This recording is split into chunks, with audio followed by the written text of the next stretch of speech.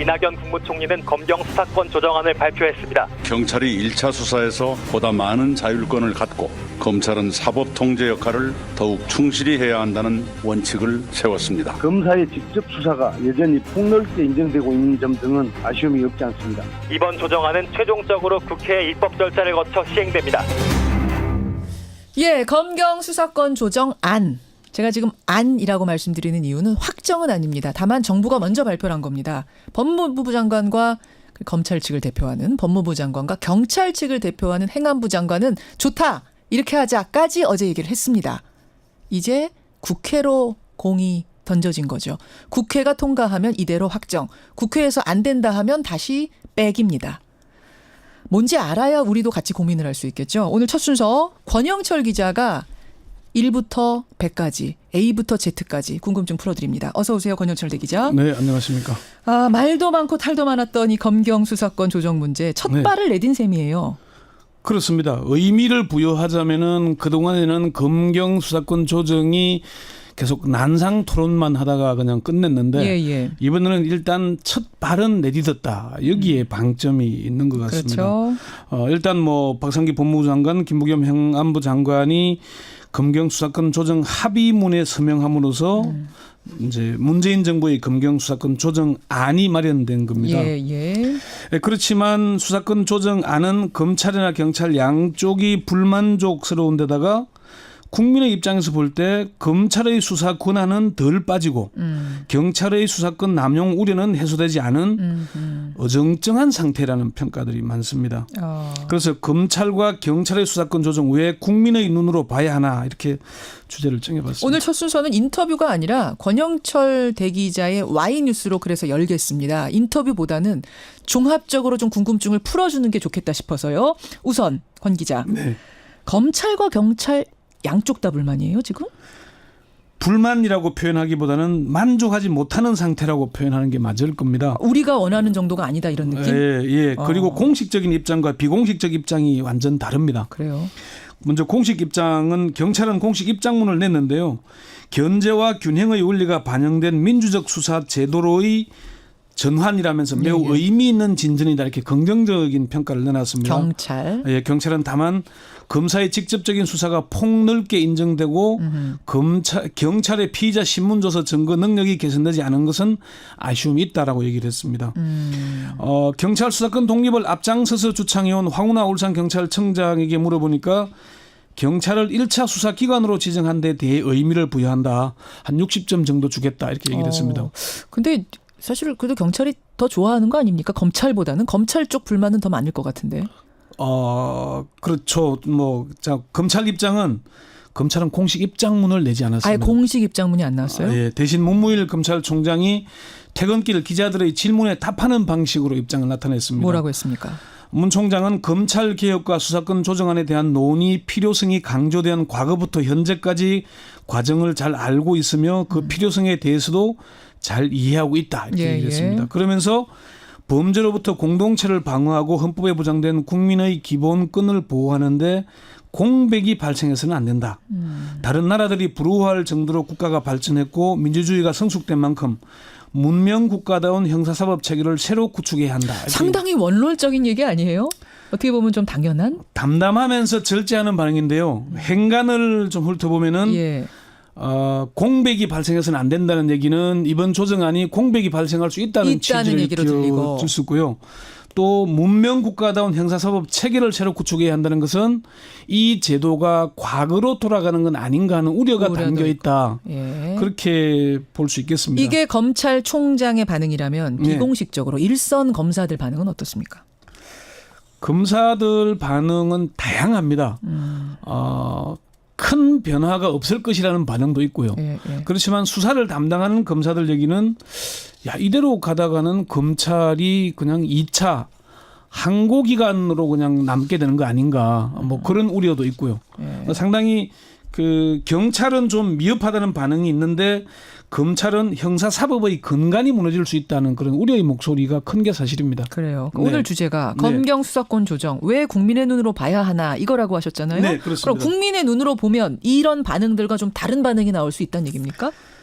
검경 수사권 조정은 참 오래된 숙제 아닙니까? 예, 예. 그럼에도 불구하고 지금까지 해결되지 못한 이유는 논의의 초점을 검찰이냐 경찰이냐는 이분법적인 프레임으로 봤기 때문입니다. 지금도 검경 수사권 조정의 출발이 바로 검찰 개혁이라는 국민적 요구에서 출발했잖아요. 그런 거죠. 이명박 박근혜 정권 동안 검찰이 권력의 입장에서 무소불위의 칼을 휘두르면서 검찰권을 행사하니까 저대로 둬서는 안 되겠다 이런 거였잖아요. 예. 근데 지금도 논의의 초점은 검찰이냐 아니면 경찰이냐에 맞춰져 있습니다. 검찰이 행사하던 수사권과 1차 종결권을 경찰로 넘기면 수사권 조정이 되는 거냐. 그럼 국민은 어디 있냐. 이런 거죠. 이렇게 되면은 국민에게 뭔가 유리해지거나 국민의 인권이 보장되는 거냐. 예, 예. 그 답은 없는 겁니다. 결론적으로 검찰이나 경찰에서 업무 분장을 할 수밖에 없을 겁니다. 그렇죠. 그렇지만 논의의 과정에서 국민은 안 보이는 게 문제라는 거죠. 그러니까 검찰의 힘을 지금처럼 무소불위로 갖고 있으면 안 된다라는 네. 명제에는 누구나 100% 찬성을 하는데 그렇습니다. 그럼 그 뺀 힘을 그대로 경찰에게 옮겨주는 건 맞느냐라는 부분에서 과연 대비책이 있는가? 지금 그러니까 적절하게 나눠져 제가 있는가? 김현정 이 부분? 앵커한테 질문을 던져보면은 예, 예. 자 그럼 검찰이 박근혜 시절에 박근혜 검찰이었어요? 그러면 경찰은 국민의 경찰이었나요? 검찰을 개혁하는 만큼 경찰도 개혁을 하고 내려놓을 부분들이 있는데 분명히 있죠. 검찰은 힘을 빼는데 경찰은 힘을 실어주는 이게 수사권 조정이라면은 그럼 국민들에게는 어떻게 되는 겁니까? 예, 그러니까 우리가 경찰 하면 또 떠올리는 과거의 물대포 사건 같은 것들 경찰도 100%가 아니었는데 그럼 어떻게 적절하게 양쪽을 조정할 것인가 이 말씀. 그러니까 그 조정만 하는 게 수사권 조정이 되어서는 안 된다는 게 이제 전문가들 입에서 나오는 그러면 우려입니다. 지금 내놓은 이 합의안, 네. 이 조정안에 문제가 있다는 겁니까? 가장 큰 문제는 검찰의 수사권을 더 빼야 하는데 그렇게 하지 않았다는 점입니다. 아하. 합의문에 명시된 걸 보면은 검찰이 기존에 해오던 인지 분야, 특수사건이라고 불리는 인지 분야에 대한 사건은 사실상 뭐 별 차이가 없습니다. 그대로 두는 거예요, 이게 이제 검찰에. 경찰에서도 불만이 나오거든요. 아. 검찰의 한 핵심 간부는 부패나 비리는 검찰이 자체 판단해서 수사를 하면 그뿐이다. 예, 예. 솔직히 검찰의 직접 수사 범위에는 근본적인 변화가 없는 셈이다. 라고 얘기를 할 정도입니다. 그래요? 네. 검찰 개혁이 촛불 시민혁명의 화두가 된 이유가 뭘까요? 경찰에 대한 수사 지휘권 때문입니까? 아니면 무소불위의 수사권 때문이었습니까? 무소불위의 수사권이죠. 그러면은 수사와 기소를 분리해야 한다는 주장이 나왔으면 수사권을 빼는 데 집중해야 되지 왜 경찰의 지휘하는 데 초점을 두는 거냐 이거죠. 아. 수사권을 좀 더 빼야 검찰의 수사권이 아마 지금 고위공직자 비리 수사처가 만들어지지 않은 상태에서 예. 공직자 비리 또는 경찰의 수사권을 가져가게 됨으로써 경찰에 대한 감시 견제 이런 기능들은 둬야 되겠죠. 완전히 다 빼지는 못할 겁니다. 그렇지만은 수사권을 더 빼야죠. 그 무소불위의 수사가 문제였으니까. 그러면 수사 지휘권은 어떻게 된다고 보시는 거예요? 수사 지휘권의 문제도 사실 이게 이제 그 금태섭 의원이 검사 출신 아닙니까? 예, 예. 금태섭 의원이 페이스북에 이런 글을 올렸습니다. 원래 수사권 조정의 본령은 객관성을 가져야 할 검찰은 현장에서 떨어져서 수사 지휘와 기소에 집중하고 예. 수사는 경찰에 맡기라는 것이다. 예. 이게 수사 기소 분리 아니겠습니까? 그렇죠. 수사는 경찰이 수사 지휘와 기소는 검찰이 담당하는 모델이 맞다는 거죠.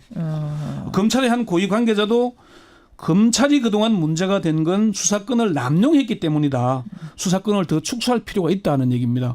수사 지휘의 문제는 수사를 지휘하면 누가 불편합니까? 국민이 불편합니까? 경찰이 불편합니까? 경찰이 불편하겠죠. 그럼 경찰 수사를 편리하게 하는 게 국민에게 국민 인권 보장에 도움이 되겠습니까? 그러니까 아니겠습니까? 권현철 기자의 얘기는 수사 지휘권은 검찰이 여전히 가지고 있는 게 맞고 네. 검찰이 직접 수사하는 수사권 부분은 더 축소하는 게 맞다. 이렇게 방향을 보시는 거예요. 그러니까 1차 수사권을 경찰에 주는 것은 저는 맞다고 봅니다. 예, 수사권을 경찰이 가져서 수사를 끌고 전문기관, 가고. 전담기관으로 가게 하고 인지 수사의 경우도 부패 비리 이런 것도 네, 뭐 일정 검찰의 기능을 완전히 빼지는 못하겠지만은 거의 상당 부분은 경찰에 줘야 됩니다. 심지어 금태섭 의원은 지금 재판 거래 의혹 사법부에 대한 수사도 예, 예. 경찰에 줘야 된다.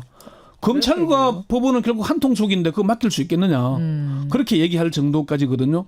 그런 수사도 경찰이 해야 되는데 예, 예. 문제는 물론 그럴 경우에 이제 경찰의 수사력이 능력이 되느냐. 지금 뭐 그 드루킹 수사에서 보여준 거 KT 황창기 회장에 대한 수사에서 보여주는 거 1년이 되도록 별 결과가 제대로 안 나오지 않습니까? 그러니까 검찰의 힘을 빼기 위해선 수사권을 더 가져오는 게 맞다라는 거는 맞는 말인데 네. 과연 그렇다면 그걸 다 경찰이 해낼 수 있느냐, 감당할 수 있느냐는 또 다른 문제란 얘기군요. 그렇죠. 지금 경찰이 14만 그러는데 여기에 수사권을 한층 강화하고 또 국정원이 이제 하지 않는 국내 정보를 옮기고 대공 안보 수사를 또 옮기고 이 경찰이 비대해지잖아요. 그렇죠. 그럼 경찰의 힘을 빼는 게 물론 경찰 개혁위를 통해서 많은 노력을 했습니다만 아직 그게 가시적으로 결과가 나오진 않은 상태거든요. 그럼 여기에서 또 수사권에다가 1차 종결권을 준다. 종결권은 법률적 판단의 기능 아니겠습니까? 그러면은 경찰은 아직 법률가는 아닌 거거든요. 그 법률가가 해야 될 역할까지 경찰에 주는 게 이게 올바른 수사권 조정이냐. 자, 그러면 권영철 선임 기자가 뭐 여러 취재를 하면서 내린 결론은 뭡니까? 그러면 수사권을 더 검찰한테 빼야 되는데 경찰한테 다 주지는 못하겠고 어떻게 조정을 해야 된다는 말씀이에요? 경찰에 수사권을 주고요. 그에 대한 사법적 통제, 감시가 제대로 될 수 있게끔 작동해야 되는 것이고 검찰은 힘을 좀 더 빼야 됩니다. 제가 볼 때는. 아직도 이번 조정안으로 보면은 그 어정쩡한 타협의 산물이 아닌가 하는 느낌을 줍니다. 물론 이게 합의안이라는 건 서로가 양보해야 이루어지는 거지만은 그런 점이 있다는 거. 그래서 이게 국회에 가서 상당히 경론이 일 겁니다. 그게 검찰과 경찰의 입장에서만 보면은 경론은 더 치열해지겠죠. 그런데 국민의 입장에서 보면은 경찰의 수사권을 주되 좀 더 불편하게 만들어야 되고요. 민주주의가 더 성숙될수록 불편해야 되는 거 아니겠습니까? 물론이죠. 국민의 인권이 침해될 소지가 적게 해야 되는 것이니까. 검찰도 그동안 검찰이 해왔던 거 지금 검찰이 상당히 우려를 많이 표하는데 그러면 힘을 가졌을 때 좀 제대로 하지. 왜 힘 뺀다니까 갑자기 국민의 우려를 나타내느냐. 그 비판에서는 또 자유롭지 못하거든요. 그래서 상당히 이게 복잡한 문제입니다. 한 방에 해결될 수 있는 문제면은 이게 몇십 년 걸렸겠습니까? 그러게 말입니다. 근데 어제 나온 합의안을 보면서도 과연 국민의 눈으로 100% 만족할 만한가 하면 좀 갸우뚱하다라는 말씀이세요. 그걸 이제 그 총리도 이낙연 국무총리도 그랬잖아요. 이 합의안이 완벽할 수는 없다. 이제는 정부의 시간이 끝나고 국회의 시간이 왔다. 국회 논의에서 제발 좀 국민의 시각을 담아서 국민의 입장에서 바라보는 수사권 조정안이 좀 제대로 마련됐으면 하는 바람입니다.